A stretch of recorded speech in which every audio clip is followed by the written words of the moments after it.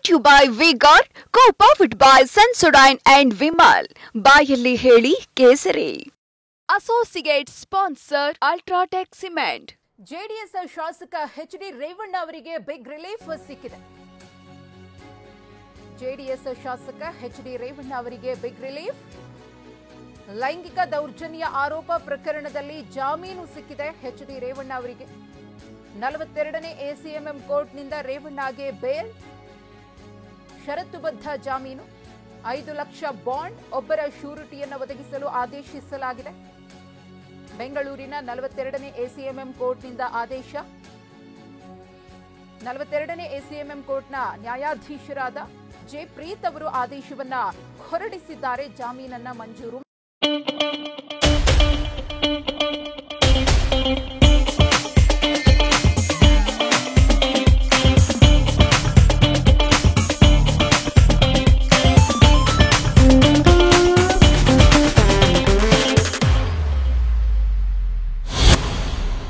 ಮಾಡಿ.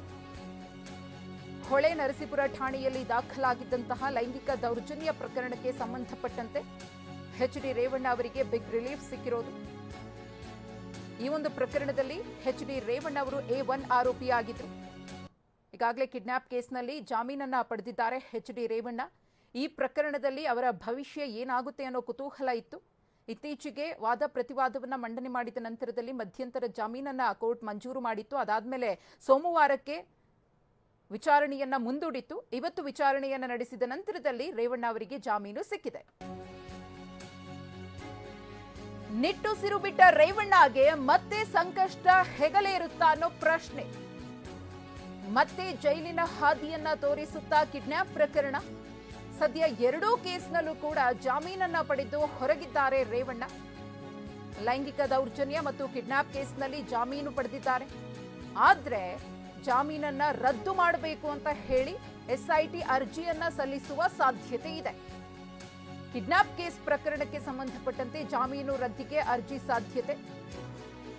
ಎಸ್ಐಟಿಯಿಂದ ಹೈಕೋರ್ಟ್ಗೆ ಅರ್ಜಿಯನ್ನ ಸಲ್ಲಿಕೆ ಮಾಡುವ ಸಾಧ್ಯತೆ ಇದೆ ಕಿಡ್ನಾಪ್ ಪ್ರಕರಣದಲ್ಲಿ. ಈ ಹಿನ್ನೆಲೆಯಲ್ಲಿ ಪ್ರೊಫೆಸರ್ ರವಿವರ್ಮಾ ಕುಮಾರ್ ಅವರನ್ನ ನೇಮಕ ಮಾಡಲಾಗಿದೆ ಎಸ್ಪಿಪಿ ಆಗಿ. ಸ್ಪೆಷಲ್ ಪಬ್ಲಿಕ್ ಪ್ರಾಸಿಕ್ಯೂಟರ್, ಹಿರಿಯ ವಕೀಲ ರವಿವರ್ಮಾ ಕುಮಾರ್ ಅವರ ನೇಮಕ. ಹೈಕೋರ್ಟ್ನಲ್ಲಿ ವಾದಿಸಲು ಎಸ್ಪಿಪಿ ಆಗಿ ರವಿವರ್ಮಾ ಕುಮಾರ್ ಅವರನ್ನ ನೇಮಿಸಲಾಗಿದೆ. ಈವರೆಗೂ ಕೂಡ ಸರ್ಕಾರದಿಂದ 3 ಎಸ್ಪಿಪಿ ಅವರನ್ನ ನೇಮಕ ಮಾಡಲಾಗಿದೆ. ಹೈಕೋರ್ಟ್ನಲ್ಲಿ ವಾದ ಮಾಡಬೇಕು ಅಂತ ಮತ್ತೊಬ್ಬರ ನೇಮಕ.